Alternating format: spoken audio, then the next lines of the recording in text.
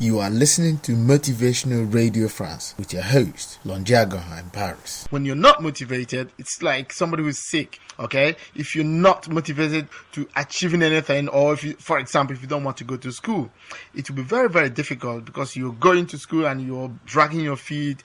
You can be sure that you will not get tangible results, or you're learning something and you're not happy doing that. You're not motivated. The results expected from you might not be there. But if you're motivated, you tend to get more results. So motivation it plays a very important role in our lives. So it's a very good thing to be motivated. When you're motivated, you tend to get results.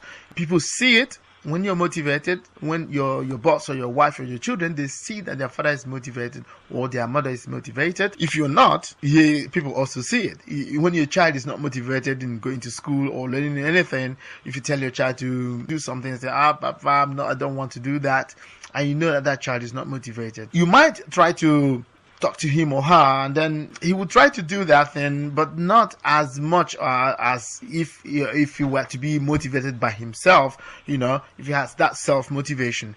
So it's very, very, very important in our lives. It does a lot. It does a lot to us if we are motivated, because people who are motivated, they achieve results, really achieve results in life. So if you do want to achieve results in life, you need to be motivated. But for you to be motivated, you need to have a goal. You need to have an objective or objectives. You need to have objectives. You need to know exactly what you want to do in a day. For example, from Monday to Saturday or to Friday, you should be able to say, between Monday and Friday I should do this and that and that. So you need to have those possibilities. If you cannot set objectives, you cannot set goals for yourself, it's very, very difficult to do something. So you need to be able to tell somebody, for example, either you talk to your teacher, your friends, or whatever, and they can help you set objectives if you don't have any. Example teachers, for example, tell your teacher, please, I don't know how to set objectives, or I don't know how to do this and that. I'm sure he or she would be able to help you out to set objective. That is the basis of success. You need to have a clear objective. You need to know where you're going to. You need to know what you should do between morning to evening. For example, if you wake up at 6 or 7, you should be able to say, okay, between 6 and 7 I will do that. Between 7 and 8 I will do that. Between 8 and 9 I will do that and so on. It's all about, it's very practical. What I'm trying to say here, there are very practical ways of achieving success. You need to write your goals on paper. You need to have a sheet of paper where your goals are written down, clearly stated, and reread every day. You have to reread your goals every day, or rewrite them, because the more you rewrite them, the more they are inside your brain. They stay inside your brain.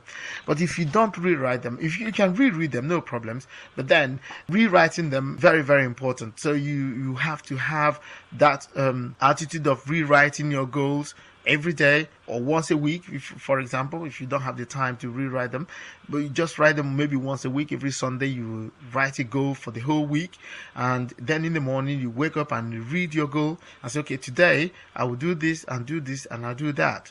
So the more you read and reread and rewrite them, the more they stay in your brain permanently. And so you don't even need the papers again. You know what to do at any particular time. That's one way to be motivated, because you know when you look up, you say, oh, between 10 and 11, I have to do this.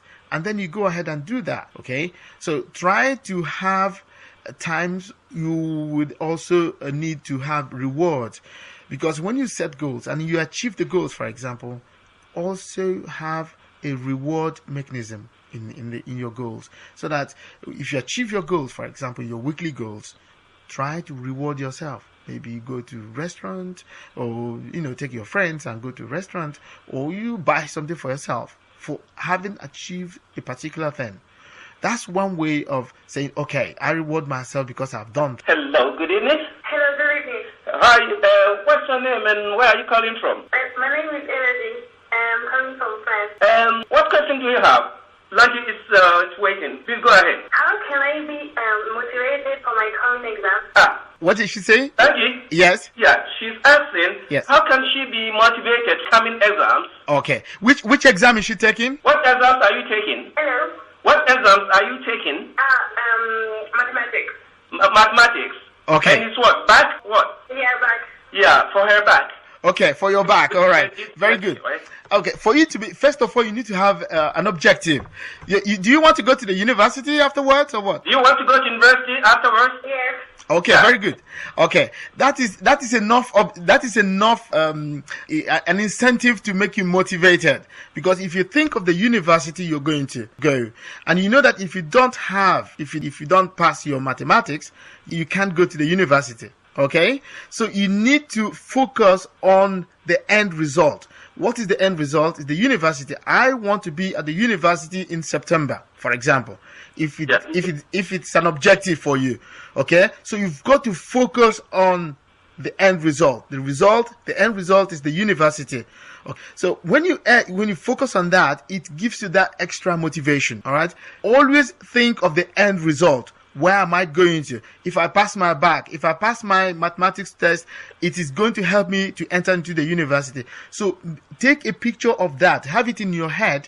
This, if I pass it, it will make me go to the university. And if I don't pass it, I will not go to the university. So it's enough incentive you should hold in your head, that in your brain, in the image. You have the image of the university you want to go to, and you know that if I pass my mathematics exam, I would have to be possible for me to go to the university. If I don't pass it, I would not go there. So that's one way of being motivated, because you know the end result. Secondly, you know that in France, for example, without the back, you can't go very far. You know that. Okay. So for you, you know that life begins with the back. Just focus on the end result. If you can get a job after your back, you can go to university after your back. You can go do BTS after your back, and so many other things. Okay, so the back is the basic thing. All right. What you need to do is to focus on the end result. Where is the back taking me to? And that is enough motivation for you. Don't go too far. Just think of the end result. Where am I going to after my back? Focus on that image all the time. Either university or work, going to BTS. These are the ways you have to focus on a particular thing. Where is this in taking me to? Why should I work so hard? Why should I have sleepless nights? You know, when you remember where the result of what you get is taking you to, that's enough incentive to be motivated all the time. This podcast was brought to you by the Motivational Radio France with their host, Longy AGOHA in Paris.